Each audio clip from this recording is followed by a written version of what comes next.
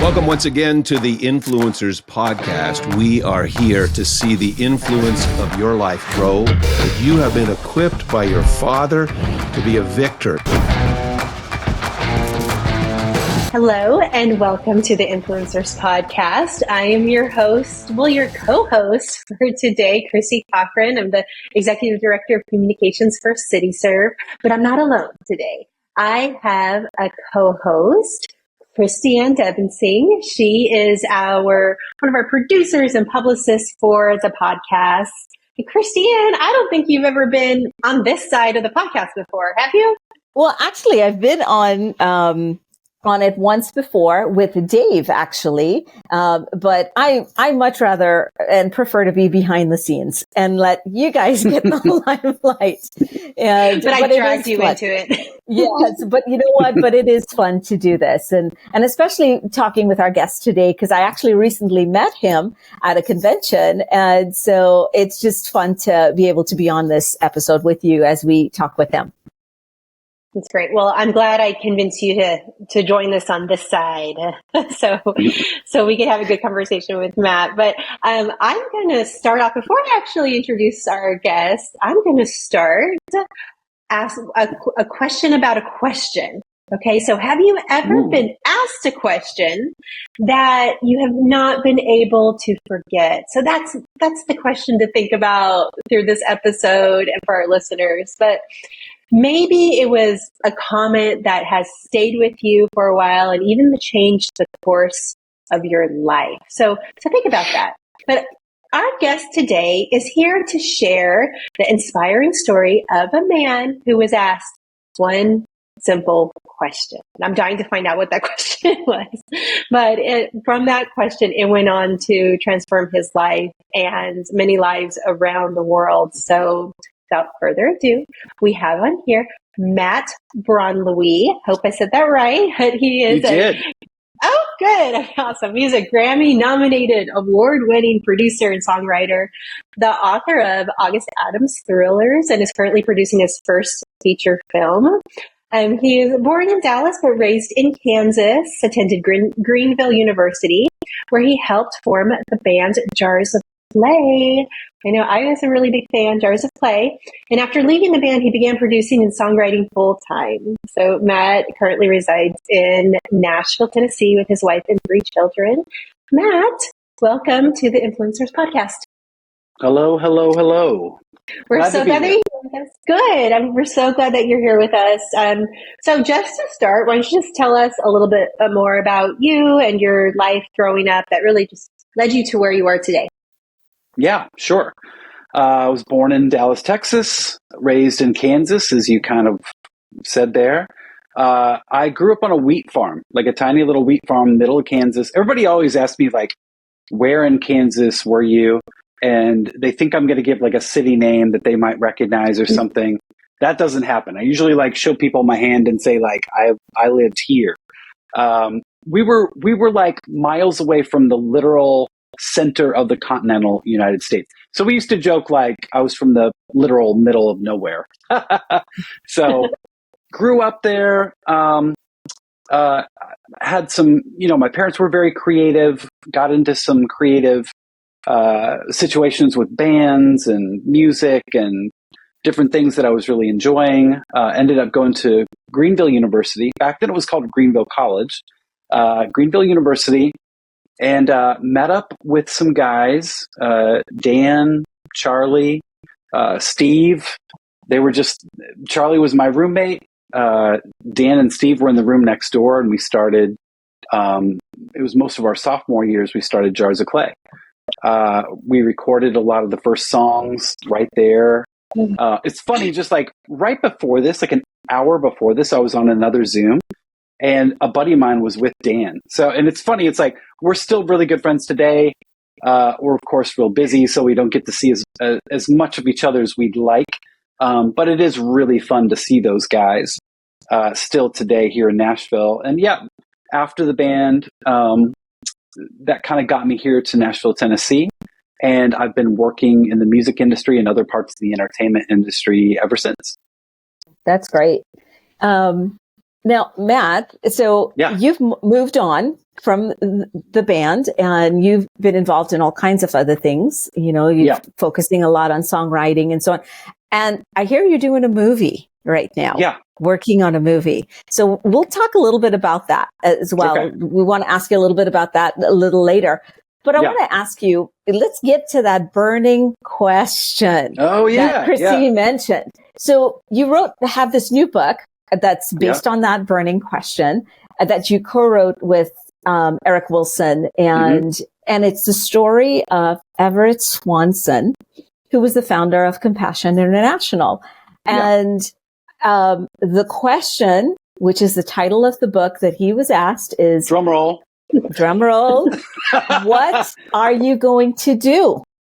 Yes. So tell us about that. Tell us about Everett, his life. Just give us the story and how that question came about, and why this book. All of that. Sure. It's a lot in that question. So the floor is yours. That's okay. Yeah. We'll get to what are you going to do? It's already been a cliffhanger, so I'll do it again. We're going to come to what are you going to do? But first, I do want to talk just for a minute about how I even discovered this project. Years ago, my wife's parents were in town and they brought with them a 50th anniversary book of Compassion. And we sat down and we were flipping through the first few pages where there were some black and white photos, some other photos. And all throughout that, my wife's dad, George Swanson, he would say like, Uncle Everett this, Uncle Everett that. And I stopped him at one point and I was like, wait a minute. Are you saying that the founder of Compassion International was your uncle? And he's like, yeah. He's like, didn't you know? And my wife was like, I thought I'd told you. And I was flabbergasted. I was amazed because in my household growing up, we always had Compassion Kid or 2 or 3 on our fridge. Like that was a big deal for us. It was like something that we thought of on a daily basis. When we saw those pictures, we talked about those kids. So finding out that there was this family connection that I'd kind of married into this situation felt like I was just finding out about, Christian royalty. It was like Compassion kind of loomed very large, kind of in terms of how I viewed it and the work that they did. Again, it's like my wife's dad began describing these stories about Everett Swanson, back in the 50s and the Korean War going on and all the different events that led to the creation of Compassion International. And I was fascinated. And being a storyteller, I knew there was something there. I just really felt there was something there that was worth kind of bringing out into the general public and to share with people. And looking into it a little bit more, I realized his story had never been told. In fact, a lot of his story really wasn't very well known. So that began kind of just the beginning of looking into it. It wasn't until a number of years ago, and now, sitting from where we are now, this was about 5 or 6 years ago, is when this process really began. And I literally woke up one morning and just knew this was the time to tell Everett's story. Looking back at that, I think I really realized why this was kind of a vital time to do this. A lot of the people who had the firsthand stories from that time, they've begun to pass away. David Swanson, who is Everett's eldest son, he's in his mid-80s. These stories are beginning to go away. And so I really feel like that tug of my heart was in order to get these stories before they literally disappeared. And so that began this process of like meeting with the Swanson family, meeting with David Swanson, especially because he had so many memories of his father. He was just a fount of all these wonderful tales about his dad. And then also I was able to communicate with Compassion International here in the United States. They're based in Colorado Springs. I was able to go out there a number of times. And slowly, as the relationship grew with them, they allowed me access to their archives, to their film department, to old photos, just a wealth of things. There was one person there who had gone through some of that and organized it before me. That was incredibly helpful. And then it was just combing through that and finding, pulling out letters.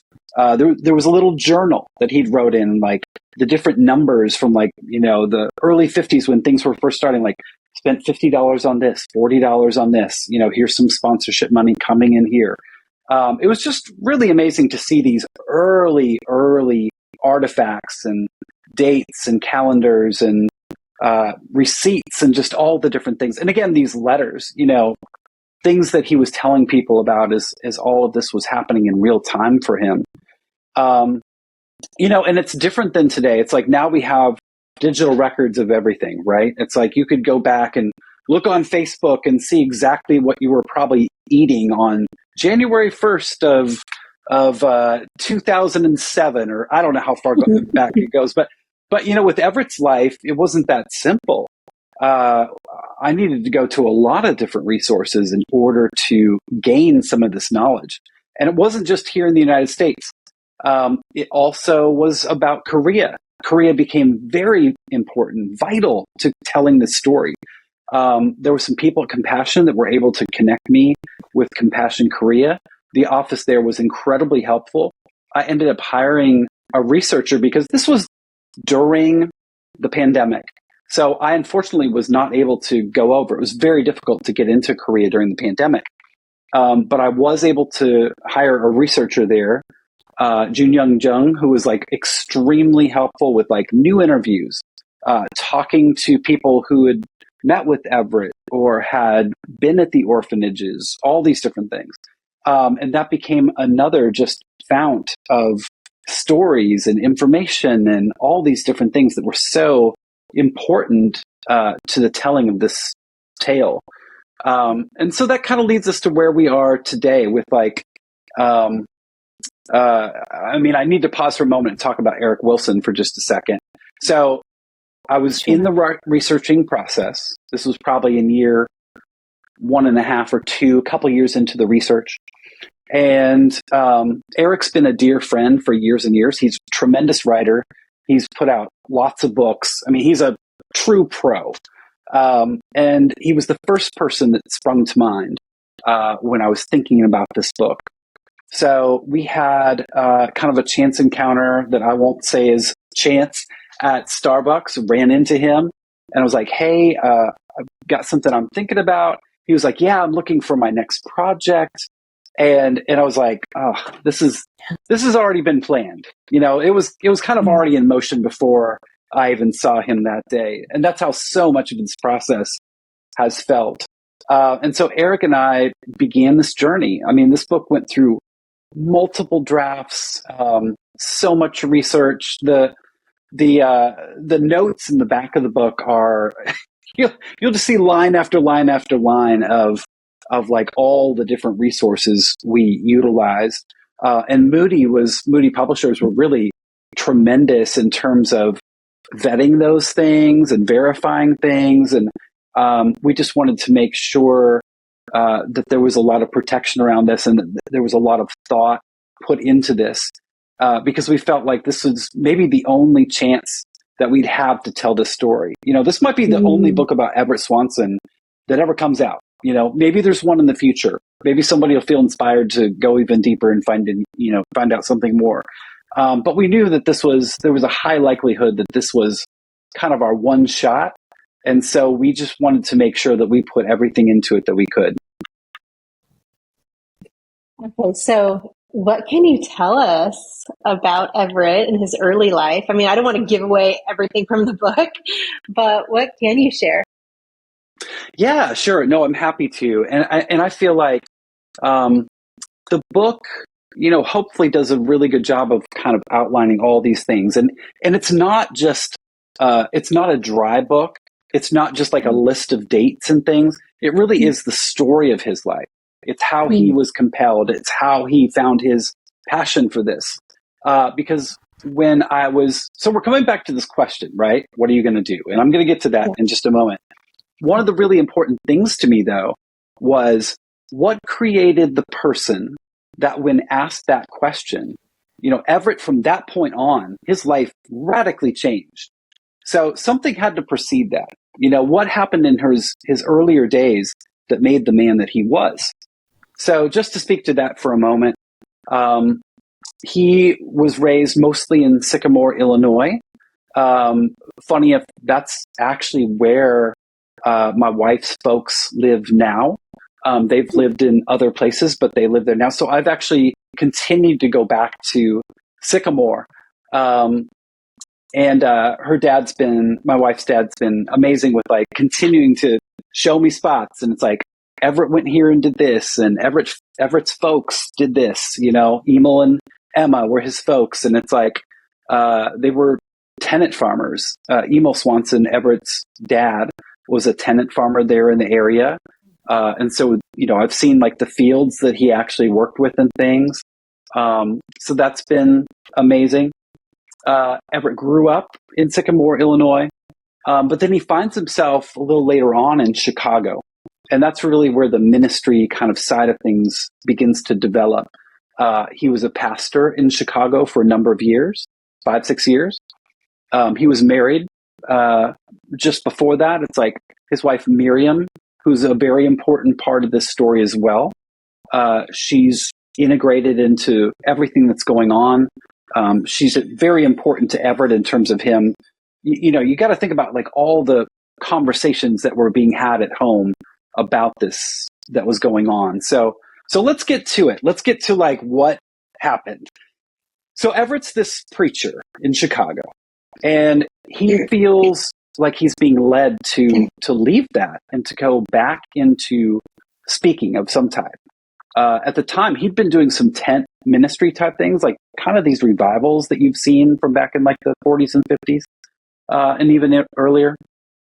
And that's kind of what he does at first. He embarks on, like Miriam and Everett would like literally jump in a car, figure out, I don't know how they did the tent and everything, but they'd go somewhere, pop that tent up, and just do these meetings, these revivals, these times where he would get up and be allowed to preach the gospel. But then he's approached by Bob Cook in 1951. And Bob Cook, who was involved with Youth for Christ, he's like, hey, Everett, I'd love to take you on a tour of the world. And this is something that like Everett's jumping at. Everett had been kind of modeling his ministry after Billy Graham. That was kind of the person he was looking up to. So to go on a worldwide tour, this makes a lot of sense for Everett. So he does that. It ends up taking 6 months from like July of 1951 till about December.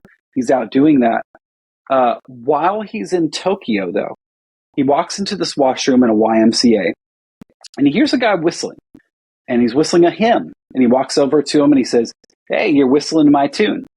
And this guy, they get talking, come to find out that this guy is like only in town for a day, and he's meeting with people that have connections to Korea. Everett desperately wants to go to Korea. Now, the war is going on. The war is happening in Korea. So this is not a safe place. And at the same time, Miriam's like, please don't let him go to Korea. But I guess Everett won that one because he ends up getting a green light to go to Korea. He goes to Korea for the first time. He begins to see all the things going on there. He's on the front lines for 6 weeks. He gets to see what's going on with the troops, the POWs, everything else. I mean, Seoul is war-torn already. This is a very desperate time there. And he sees the importance of doing what he's doing, speaking to these people, bringing hope, bringing encouragement. But it's really on his second trip when he gets to go back in 1952. There's a day where we know it was pretty chilly out. It could get pretty cold in Seoul. But there must have been the sun out because he's got his overcoat hanging on his arm. He's walking down a street in Seoul. And a kid runs by and snatches his coat and takes off. And Everett, being a Chicagoan and like he's used to these little petty crimes and stuff, takes off after this kid. And they're like running through the alleys. And this kid ditches the coat, and Everett walks up and he picks it up. When he picks up his coat, there's a little shivering child underneath. And he's floored, like he's really shocked at what he's seeing. And this little child is just like laying in the doorstep of somebody's home in this like really rugged area of town. And Everett's like, wow, I got to do something about this. So he runs, he gets some soup, he gets some blankets, he comes back. And now there's like dozens of kids. It's not just this one child anymore. It's a lot of kids. And he does what he can. He tries to help him out. He goes back to the base that night, can't stop thinking about this. In fact, he's up all night praying, thinking about, like, he's like, what am I going to do? What am I going to do? And he sees the snow begin to fall. And when he wakes up early that next morning with this blanket of snow out there, he's like, oh no, like, what has happened with these kids? They have nothing. He goes back to the spot. He can't find the kids. But there are some soldiers that are going around with these trucks and black bags, and they're taking away kids that didn't make it through the night. And so Everett sees exactly how devastating this is to Korea, to Seoul, to the people there, to these children. So he's on his way back to America. He goes to the airport. He's about to like fly back. And he's approached by a pastor there. Says that, Everett, now that you've seen the tremendous need and opportunity, what are you going to do? So here we finally get the question, right? What are you going to do? This becomes a pivot point in Everett's life. And I believe it could become a pivot point in all of our lives if we're really to contemplate that. For Everett, what it meant is he boarded the plane, flew back to America. As those props are going on the plane, all he can hear in his head is, what are you going to do? What are you going to do? What are you going to do? He lands in America. He meets up with his brother, Ray, in Seattle. Ray was ended up working for Moody, actually. And so there's some really great connections with Moody over the years, which is amazing. He goes to Ray's church. The pastor there invites Everett to speak. Everett goes up. And instead of the sermons that he usually he wrote down all of the sermons. We don't have those today because they were unfortunately stolen, which is so weird. Like, I don't know who steals a briefcase of sermons out of somebody's car, but this is what happened. But instead, Everett begins to tell these stories from Korea, begins to talk about what he saw there, the devastation there. And after the sermon, the pastor walks up and he says, hey, I had a woman come up to me like a couple weeks ago. She handed me this, and he hands Everett this check. And Everett looks at it, and it's a check written out for $50 to go to the widows and orphans in Korea. And Everett's like, I know exactly what I can do with this. And the pastor's like, I think you were meant to get this check. That becomes the first money to ever go to Compassion. Everett later, when he's back at home, again, dwelling on like, what am I going to do about this? Where's the money going to come from? He's been talking to people. There has been some like word beginning to get out in America. He receives a check in the mail for $1,000 from some farmers in Nebraska. That becomes one of the earliest kind of big checks that comes in to help. But back then it was actually called the Everett Swanson Evangelistic Association. That's what it was called in 1952 when this organization began. And it wasn't until 1962, 10 years later, that he begins to think about the future of this company, of like this organization, like what's going to happen next.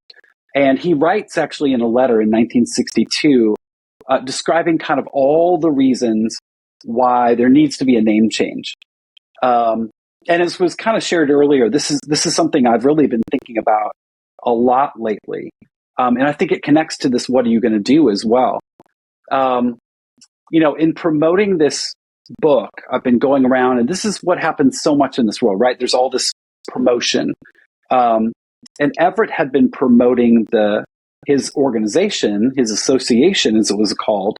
But as he begins to look ahead, he's like, maybe it's not a great thing for my name to be at the top of this. And I think he's really struck with the idea that for God's kingdom to really advance, his name is going to have to come down. And that's what ends up happening. In 1962, he changes the name to Compassion International, or actually just Compassion at the time. Well, actually, I'll have to go back and look. It's Compassion. I think they added the international later. I think it's just Compassion in 1962. That actually takes effect January 1st of 1963. But I've just been struck. I've been thinking about this because here was this amazing man. And I was like married to the people that knew him, and yet I knew nothing about him. And so as I've been like going around talking about this book and people have been encountering that, I'm realizing while there's like a high degree of knowledge about Compassion International, almost nobody knows about Everett Swanson. And I think that's how he meant it to be. He was not a self-promoter. Everybody that I've talked to that knew him personally said he was the humblest guy. So humble. He really put the needs of the kids before anything. And so I think that's why in 1962, though it's a difficult decision, I think it's just, I don't think he has to really worry about it too much. I mean, I think he just is overjoyed to maybe be able to take his name away and say like, hey, as Compassion, this thing will really have the ability to thrive and to grow. And again, that's just really made a huge impression on me on the type of person Everett was, the type of character that made him the man he was. I'm hearing you talk and share this, it's just, I'm picturing that scene that he saw with that little kid shivering and then all these other kids and then that blanket of snow and those bags with the soldiers taking these bodies away. And it's just, I have a very vivid imagination. And so I'm imagining this and I'm sure it's even worse than what I can imagine.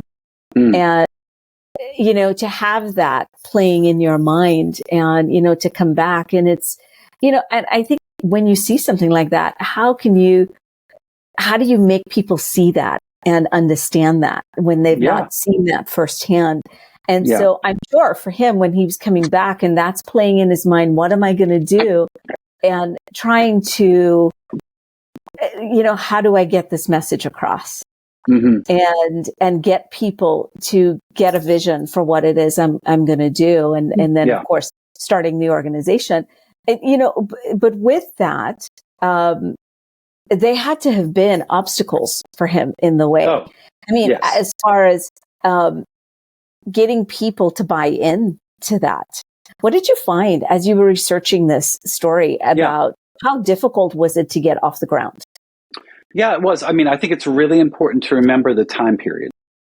This is early 1950s America. This is post-World War II.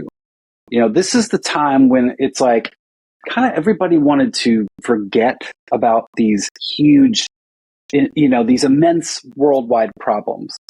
This is a time of great American prosperity, right? It's like, I mean, in the later 50s, we see the cars with the huge fins. This is kind of the idyllic America that is still conjured up today. If you were to put up like this giant poster of like America, I wouldn't be surprised if you put up some depiction of the 50s. So I think that's one thing that Everett was struck with. I mean, we know the Korean War was called the Forgotten War. And I think part of that was that people wanted to move on. They were ready to just like focus on the future and all these things. So I think for Everett to walk in and say like, hey, there's this problem and it's not in your backyard. It's actually all the way over in Korea on the other side of the world. I mean, again, there's not social media. It's not like people are like scrolling on their phones and like seeing all this devastation overseas and are moved by that. But here's what's really cool. Everett was so prepared for what he needed to do. He'd been doing all these tent revivals. He was so used to just like walking into a situation, jumping up, talking to people. He was really good at motivating crowds and getting people to catch the vision. So we know that he went from place to place. He had slides, he had photos. What was really cool is he was a photographer and he was a film guy. He took film cameras over. I discovered when I was at Compassion International, they had all these old films. I mean, some of them were deteriorating. And fortunately, those were able to be preserved. They had all these films changed over to 4K or transferred or however you want to put it to be able to preserve these even better. But it was really important for Everett to use the media that was available to him then to begin to show people how important this work was. Because just as you said, it's like, you have your mind's eye. That's really important. That's really great. But when you start seeing the actual photos, when you start seeing the actual film, it becomes a lot more real. You're like, oh, when you said it was like devastating to see that, it's like, now I get it. And that's honestly too part of the reason why I'm now also working on this film adaptation of Everett's story. I felt from day one that if people were going to begin to get to kind of that next level with it, to really be able to get into the depths of his story and understand it, not from a perspective of today, but from a perspective of 1951 and 2. What better way than that? So that is something that's in the works right now. We've got a director attached. I'm talking to a studio right now to get that made. The hope is to have that film out in 2027, which is the 75th anniversary of Compassion International, because they hold 1952 as kind of their origin year. And even though it was called, the Everett Swanson Evangelistic Association in 1952, that was the true beginning of that organization. So yeah, it's a lot to contemplate. It's a lot to take in. But I'm just amazed at what Everett did everything he could. He told everybody he could. He had no resources. There were people that gathered around him in order to help him manifest this, to make it happen. There was a guy named Doc Hemwall. In fact, in 1962, when he writes the letter to change the name to Compassion, that letter is written to Gus. And Gus, Doc Hemwall, was one of his best friends. He was on the board. He continued to be on the board after Everett passed away in 1963. This is a very important person. And Doc funded a lot of the early work. There probably wouldn't be a Compassion today were it not for Doc Hemwall. And there were certainly many others that gathered around Everett in an effort to make this happen, to be able to help these kids. Well, Everett's story is so fascinating, and you shared it so well. And I don't think it's a coincidence that the organization he founded was called Compassion, eventually turned into Compassion International. And then the book is called What Are You Going to Do?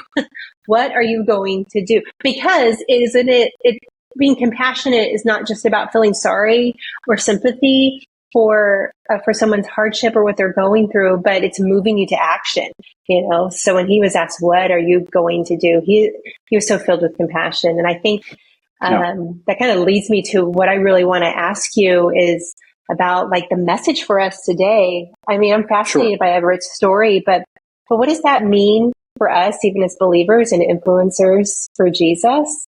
Yeah. What does that mean for us here in 2024? Yeah, I think what are you going to do is incredibly compelling to a modern audience.